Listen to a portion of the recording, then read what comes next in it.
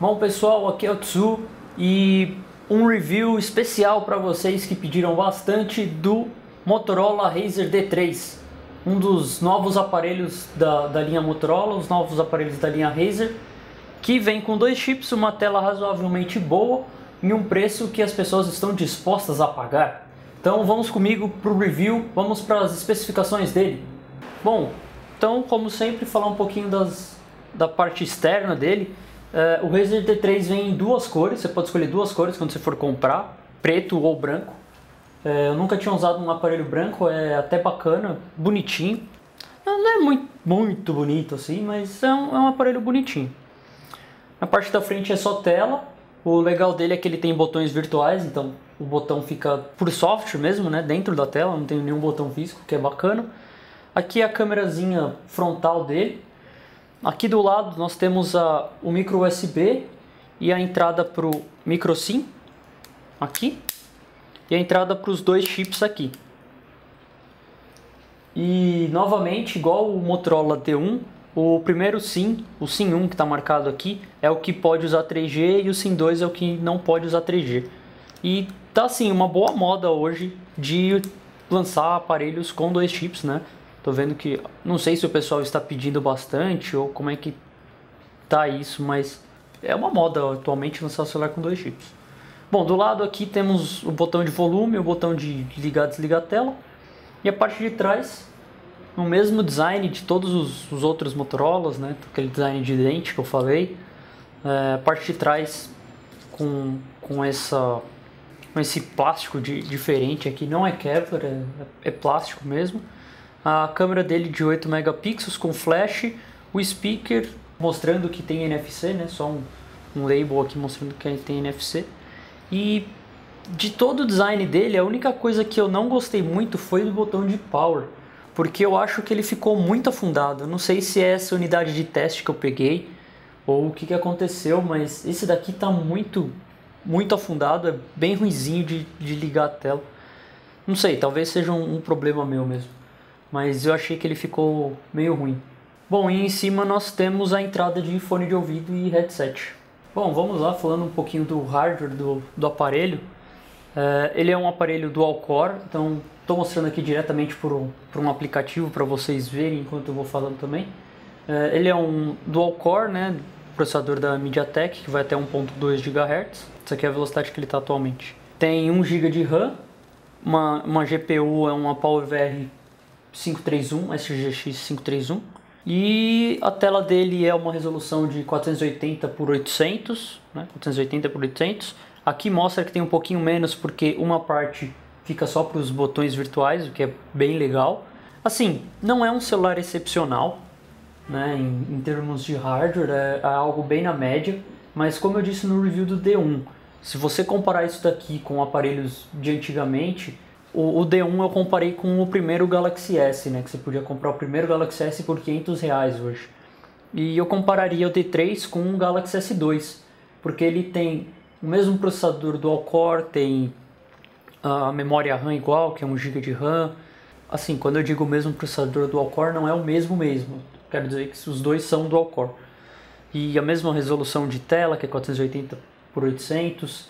Ou seja, é como se você conseguisse comprar um Galaxy S2 hoje por R$700, que é o preço do Razr D3. Além de ter 2 chips e outras coisas. A mesma câmera de 8 megapixels. Assim, é o barateamento mesmo do hardware e é bem interessante. Bom, falei um pouco do hardware dele, que só para cumprir tabela que eu falei, porque eu vou fazer um review um pouco diferente. Normalmente eu sempre passo por todas as áreas, vou falar sobre o software do aparelho, falar sobre o hardware, design e tudo mais. E como esse aparelho vocês já conhecem bastante do software dele, eu dividi o review em 3 partes. Uma parte falando só das coisas que eu gostei dele, uma parte falando do que ele está na média, do que eu achei ele bem normal, e coisas que eu não gostei. Eu acho que vai ficar um review um pouco mais interessante, ao invés de passar por todas as áreas e chegar numa parte e falar, eu não gostei tanto disso, eu não gostei tanto daquilo. Deixar um review um pouco mais reto, né? Falar do que eu gostei, o que eu achei na média e o que eu não gostei. Bom, começando então com as coisas que eu achei um pouco assim na média do aparelho, né? Nem falando do tão bom nem do tão ruim, foi a câmera dele. É uma câmera de 8 megapixels e ela entrega o que ela diz ser. Então ela é uma câmera de 8 megapixels e é uma câmera boa, não é ruim não.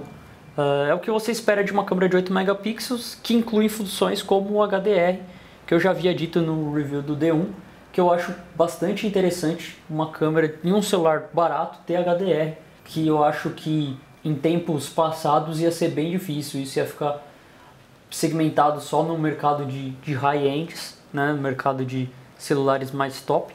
Falando nisso, me fizeram uma pergunta aí no YouTube, o que é um celular high-end, o que é um celular low-end. Assim, normalmente a gente divide em 3 segmentos, que é o high-end, os celulares mais parrudos, mais caros, é o público-alvo com mais dinheiro, digamos assim. O mid-end, que são os aparelhos na média, né? Nem tão caro, nem tão barato. E os low-ends, que são os aparelhos mais baratos, com menos funcionalidades, menos funções, enfim, para o público que tem menos dinheiro. Normalmente as pessoas me perguntam o que eu acho de cada uma dessas 3 áreas. Eu acho que os low-end são aparelhos abaixo de R$1.000, os mid-end são aparelhos até R$1.500 e a partir de R$1.500 eu já acho que é high-end, já é um aparelho para um público que tem muito mais dinheiro. Aí vai de cada pessoa também, tem pessoas que acham que aparelhos high-end são só aparelhos de R$2.000 para cima, porque é absurdamente caro. E tem pessoas que acham que high-end já é qualquer celular acima de R$1.000, porque já é muito caro para eles. Eu defino dessa maneira que eu falei, até R$1.000 é low-end, R$1.500 é mid-end e a partir disso já é high-end. Mas tem aquela, que nem eu estou falando do D3, ele é para ser um celular low-end, né, porque ele custa R$700, só que eu acho que ele tem funcionalidades boas o bastante para ele entrar no patamar de mid-end, é um aparelho médio. E se ele tivesse sido lançado há 2 anos atrás, ele seria um aparelho top, ou seja, seria um aparelho high-end. Mas aí, nomenclatura, cada um vai falar de uma maneira. Voltando à vaca fria, a câmera dele entrega o que diz ser. Então ela é uma câmera de 8 megapixels, é uma boa câmera de 8 megapixels, que tem funções boas. É a câmera, o software é a câmera padrão do Jelly Bean mesmo, do 4.1. E infelizmente ele não tem o panorama 360 que o Google apresentou no último Jelly Bean, mas ele tem um modo panorama aqui, faz gravação acho que em Full HD até, vamos ver, HD, bom, faz gravação em HD pelo menos, e eu gostei, achei bastante interessante. Só uma coisa que eu não gostei dos vídeos, é que eu achei que o microfone do D3 é meio ruinzinho. Eu falei que eu ia segmentar pelo que eu gostei e que eu não gostei, na parte de câmera o que eu não gostei foi isso. A câmera é boa, mas eu não gostei do microfone dela, eu achei que tem um som bem ruim. A captação de som do D3 é bem ruim. Bom, e outra coisa que eu achei muito na média é a qualidade de fabricação dele. Eu achei que é um celular, assim, tantos reclamam da linha Galaxy por ser de plástico, a Motorola fez um plástico total aqui também no D3. Se você apertar, você vê que em algumas partes ele dá aquela bambeada, dá pra você tirar essa parte daqui. Eu não sei nem para que serviria você tirar essa parte, né? Acho que não deveria ser possível tirar essa parte, sei lá. Mas ele tem uma qualidade bem na média, assim, não é nada muito excepcional. E olha que eu não tenho nada contra plástico, gosto bastante dos aparelhos plásticos por eles serem leves. É isso, o que eu achei na média do celular foi isso. O resto é ou coisa ruim ou coisa boa e vamos ver na próxima parte. Vamos para a parte da porrada logo, vamos falar mal logo do aparelho. O que eu não gostei dele? A primeira coisa que eu não gostei dele, que eu achei um absurdo assim, achei ruim demais mesmo, fone de ouvido. Ele ficou incompatível com o meu fone de ouvido. Não só com o meu, mas com alguns outros que eu testei. Não sei se porque eu testei fones que são normalmente compatíveis com gadgets da Apple, iPhone, iPad, etc. Que tem botões específicos para gadgets da Apple, não sei. Ou pelo tamanho do plug do fone, que eu acho que não deve ser. mas ele ficou incompatível com o meu fone, eu não consegui usar o meu fone com ele. O fone que vem nele funcionou perfeitamente bem. Testei um outro fone da Sony Ericsson, de um amigo meu, e funcionou bem também, só que infelizmente o meu fone de ouvido da Philips não funcionou, e isso pra mim foi uma coisa ruim. Pra que eu vou ter um celular que eu não posso usar o meu fone de ouvido bom que eu comprei? Entendeu? Zoado isso, bem chato. Ainda na parte de som, eu achei que o som dele deixa bastante a desejar. Essa caixinha de som aqui tem, apesar de alta, ela tem qualidade bem assim, na média para baixo. Não achei que seja nada excepcional, achei bem ruinzinho mesmo o som dele. Assim como o som de gravação da câmera, que eu também falei que eu tinha achado ruim. Não é nada assim excepcional, é ruim mesmo, não gostei do som dele. Mas enfim, serve pra você pelo menos ouvir seu celular tocando, já é alguma coisa. Outra coisa que eu achei ruim dele é memória interna. Eu não sei por que a Motorola está fazendo isso, por que eles não lançam um celular com pelo menos 8. O Razer eu já reclamei que ele tinha pouco espaço. Pelo que o celular entrega, ele tem pouco espaço porque você vai querer começar a instalar um monte de coisa e o seu celular não vai ter espaço. E com o D3 é a mesma coisa. Ele tem um processador bom, ele tem uma memória RAM boa, a tela dele é boa, mas aí quando você começa a instalar coisas, acaba a memória interna rapidamente. Então eu não consegui instalar 3, 4 jogos nele, que minha memória interna foi pro saco, acabou. Eu instalei o Velozes e Furiosos 6, instalei Epoch para testar o gráfico dele e acabou. Já estava reclamando. A memória interna dele é só 4 GB. E novamente, vou explicar de novo para o pessoal que não entendeu nos outros vídeos, você não consegue instalar coisas no cartão SD. Dá para fazer fazendo root e fazendo um link to SD, alguma coisa assim? Dá, mas não é isso que o público geral quer. O público geral não vai fazer root no celular, não vai instalar uma ROM customizada. Então não adianta eu falar que dá para você fazer hackeando o celular, porque nem todo mundo vai querer hackear o celular, entendeu? Então não adianta vocês colocarem no comentário que você está falando isso, mas dá para fazer. Dá para fazer muita coisa, assim como dá para fazer muita coisa com o seu computador, mas nem todo mundo vai hackear o computador, vai instalar um Linux lá, sei lá. Enfim, ele tem um modo, o que eu achei que é interessante, mas nem tanto, vamos lá, que ele pergunta onde salvar as coisas por padrão, né? Se é na memória interna ou no cartão SD. Só que isso daqui serve para coisas como fotos, vídeos e algumas outras coisas que vai salvar no seu cartão SD. Mas seus aplicativos vão continuar sendo instalados na memória interna. Então, infelizmente, ele tem pouco espaço, ele tem 4 GB só de memória interna. Uma parte desses 4 GB ainda é utilizado pelo sistema operacional, o que te deixa com 2.3 GB para você poder 2.3 GB para você poder instalar suas coisas. Isso é pouco. Vocês vão ver, se vocês forem usar, vocês vão ver que é pouco. Pelo menos 8 era alguma coisa assim, no mínimo pelo menos 8, né? No mínimo 8 GB para você poder instalar as coisas como no Razer. 16 era o ideal, mas eu acho que 16 GB o pessoal não vai colocar porque ficaria num patamar. Eles vão aumentar muito o preço. Mas 4 GB também, ficou ruim, ficou bem zoado isso. Essas foram as principais coisas assim que eu não gostei do Razer. Então, recapitulando, o som, o fone de ouvido que não funcionou e a memória interna. E o botão de power aqui que eu já havia falado na parte do design, né? Que eu achei que ele ficou muito fundo.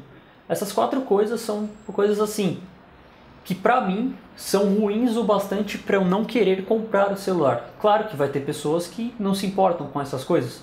Vai usar o fone que veio nele, ou não vai instalar tanta coisa, então 4 GB é o bastante. Beleza, mas pra mim essas coisas são ruins e só isso já faria eu não querer comprar o D3. Bom, depois que eu já falei mal do aparelho, né? Vou falar do que é bom. O que eu gostei dele? Primeiramente o design. Eu achei que é o design padrão de todos os Razers que estão vindo hoje, mas eu acho o design dos Razers um design bacana. Tem uma pegada boa, esse aparelho não é muito fino, nem muito grosso. É legal para você poder usar. E outra coisa é o peso dele, eu achei ele bem leve até, não mais leve que outros aparelhos, como o próprio Razer ou o Razer E, mas eu achei que ele é leve, principalmente por ser de plástico, né? Ele seria leve, é meio que uma obrigação dele ser leve. As especificações dele, eu achei que ele é um aparelho muito bom, o processador, memória RAM e etc., faz dele um aparelho bem rápido, bem fluido de se mexer. O software também é um Jelly Bean e é um Jelly Bean bem puro. Ele consegue ser um Jelly Bean ainda mais puro do que o que a Motorola colocou no Razer E e nos outros aparelhos mais antigos. Eles deixaram ainda mais puro. Tem aquela telinha do lado, Quick Settings, que depois acho que vai ser retirado quando for feita uma atualização. Mas o resto do aparelho ficou incrivelmente, cada vez mais puro. A tela de telefone é a tela padrão do Android mesmo.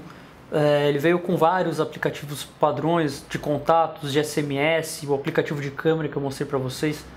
A barra de notificações está padrão também. Configurações, os símbolos, ficou tudo bem no padrão Android mesmo. A Motorola está cada vez tirando mais as customizações dela, talvez por imposição do Google, mas assim, quem gosta de um aparelho puro, eu acho que vai começar a ir para a Motorola. Eu acho que era uma reclamação de algumas pessoas que gostariam que as empresas começassem a parar de modificar tanto o software do Android. Eu acho que essas pessoas vão acabar caindo em 3 aparelhos, aqui no Brasil em 2, que são os aparelhos Nexus, que são do Google, então não tem modificação, os aparelhos Motorola, que no final acabam sendo do Google, então vão ficar com cada vez menos customizações, e os aparelhos da Asus, que sempre falam que tem poucas customizações, mas como eles não vendem tanto aqui, só tem o Phone Pad agora e os Transformer Pad, então você não tem celulares da Asus aqui, então não tem muito para onde ir. Então eu acho que essas pessoas vão acabar caindo para esses dois. E como vai ter mais oferta de aparelhos Motorola do que aparelhos Nexus, porque Nexus praticamente lança um por ano, então eles vão acabar comprando Motorola. Eu acho que esse é um mercado que a Motorola deveria seguir, deve ir para essa parte sim, porque tem um público que quer aparelhos puro, cada vez mais puro, né? Enfim, essa é uma coisa boa. Eles customizaram um pouco o Android, então para quem gosta de um Android puro, os novos aparelhos da Motorola estão ficando cada vez mais puros. Coisas a mais que eu gostei. Botões virtuais, eu acho que isso daqui todas as empresas deveriam fazer. É algo tão básico hoje em dia, porque aí os aplicativos poderão utilizar a Action Bar em sua totalidade e blá blá blá. Enfim, botões virtuais são legais, ainda mais com acesso ao Google Plus aqui. E outra coisa legal dele é o NFC, que você consegue utilizar, que ele tem NFC, e isso é bacana para um celular barato. Assim, um celular de R$700 que tem NFC, cara, já dá a possibilidade da tecnologia crescer cada vez mais. Eu acho que estava faltando isso, um aparelho barato que tivesse NFC. Com um celular de R$700, que muitas pessoas podem comprar, pode fazer ali umas 2, 3 vezes na operadora, sei lá, ou num varejo, alguma coisa assim, vai disseminar muito essa tecnologia que é bacana, não só para passar dados, mas para fazer várias coisas. Imagina usar o celular na catraca da faculdade, sei lá. Talvez não na catraca do ônibus, do metrô, porque tem algumas coisas de segurança que o pessoal vai ter que investir bastante. Mas numa faculdade, que é um pouco menos seguro, eu acho que é bacana, é legal. Então eu acho interessante ter NFC para poder disseminar ainda mais a tecnologia, e num aparelho barato isso é bem bacana. E por fim, uma outra coisa que eu não sabia que os aparelhos estavam vindo, talvez o D1 tenha isso e eu não sabia, é uma pergunta antiga de um amigo meu quando ele entrou no mundo Android. Se alguém lê meus textos lá no Mobilidade FM vai saber que eu já falei disso, em algum podcast eu já falei disso também, que ele havia me perguntado se os aparelhos com Android tocam alarme quando estão desligados. Você desliga o celular, deixa carregando lá à noite e ele toca o alarme. Eu nunca vi nenhum aparelho, e por incrível que pareça o D3 faz isso. Não sabia que era possível realmente um celular fazer isso. Assim, um celular com Android eu nunca tinha visto fazer isso. E é uma função interessante. Assim, eu prefiro deixar o celular ligado na tomada, mas enfim, pode ser que você esteja sem tomada perto, para deixar o celular desligado. Ele toca, e aí quando ele toca o alarme, quando ele está desligado, ele pergunta se você quer só desligar o alarme ou se você quer desligar o alarme e ligar o celular. Eu achei uma função interessante. Nada de outro mundo, mas interessante. Eu não tinha visto nenhum aparelho que fazia isso, então pontos aí para Motorola colocar uma funcionalidade a mais que algumas pessoas vão achar interessante. Bom, o review já ficou gigante, já falei de tudo que eu gostei e que eu não gostei do aparelho. Só recapitulando então, design, peso, velocidade dele, os gráficos, a placa de vídeo dele é boa. Haviam me falado que o problema do D3 é ele ter uma placa de vídeo igual ao do D1 e o que faria o celular ser um pouco mais lento. Eu não achei, desculpa, eu não lembro seu nome. Você colocou o comentário aí no YouTube e eu não lembro seu nome agora. Mas, eu não achei que ficou ruim. Ele tá rodando o Epoch muito bem, muito sossegado. Rodou o Velozes e Furiosos também, que é um jogo com os gráficos parrudos até. Não testei nenhum jogo absurdamente pesado, tipo Batman, até porque ele não daria pra instalar ele. Se eu instalar Batman aqui, eu não vou poder instalar mais nada. Mas ele tem uma velocidade boa, uma fluidez boa de utilização. Sei lá, dá pra ver algumas coisas aqui. Não tem nada muito absurdo na velocidade dele. Dá pra jogar um Punch Quest, sei lá, alguma coisa assim. Enfim, ele tem uma velocidade boa, Jelly Bean bem puro, para você que gosta de Android puro, é bacana. NFC num preço razoavelmente baixo, isso é uma coisa que eu queria falar pro pessoal. Assim, o que eu mais gostei do aparelho é que tudo que ele entrega pelo preço dele, eu achei que é interessante, que é bom. Então por R$700 você vai ter um celular que é dual core, que tem 1 GB de RAM, que tem NFC, uma câmera de 8 megapixels, tem botões virtuais, uma versão do Android boa. Isso tudo seria, assim, o paraíso, se não fosse a memória interna dele e esse meu problema com o fone de ouvido. Se não fosse isso, o D3 seria assim, tipo, top na minha lista de celulares baratos para dar para alguém. Eu achei bastante interessante, mas enfim. Só terminando o review então, eu gostei do D3, gostei de tudo que ele entrega, de muitas coisas ele tem boas, tem muitas coisas boas, mas os defeitos dele pra mim são assim, deal breaker. Os defeitos dele me fazem não querer ter o aparelho, só por causa do problema da memória interna. Eu não conseguiria instalar tanta coisa nele, eu vou ter que ficar me segurando muito, não conseguiria nem instalar todos os aplicativos que eu uso diariamente e deixar alguns joguinhos instalados. Então, pra mim, isso seria um problema. Mas, entre comprar um D3 e comprar um D1, eu iria fortemente no D3. Assim, esperaria ou faria em mais vezes, porque o D1 é mais barato que o D3, né? Mas eu faria em mais vezes o celular, dividiria em mais vezes ou juntaria mais dinheiro. Porque esse é um celular, assim, muito melhor que o D1 era. Muito melhor mesmo. Não chega a ser assim um próximo do Razer E. Tirando algumas configurações, está próximo do Razer E. Eu acho que é um celular bom na média e eu recomendaria comprar ele se você está assim com pouco dinheiro. Apesar que com mais R$200 você também já compra o Razer E. Mas aí se você está pensando em comprar um D1, aí você vai ter que juntar mais R$200 para comprar o D3, aí você vai juntar mais R$200 para comprar o I, mas aí você pode juntar mais R$200 para comprar um LG qualquer, e aí você vai sempre assim juntando mais R$200 até que você chega no Galaxy S4. É isso, eu achei o celular interessante, tô me enrolando pra caramba pra falar aqui.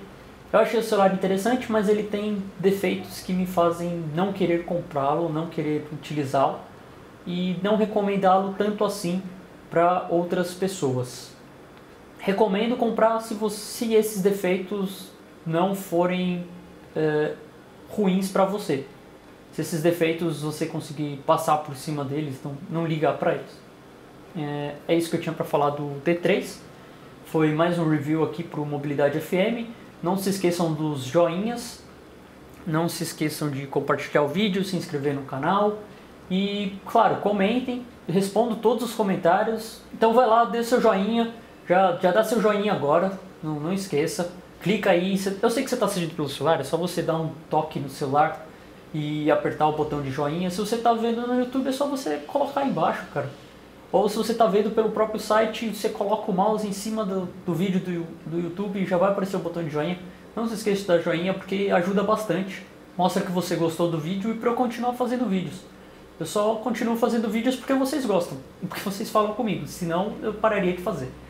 E é isso aí, muito obrigado a todos que estão assistindo até agora, valeu e sucessos para vocês.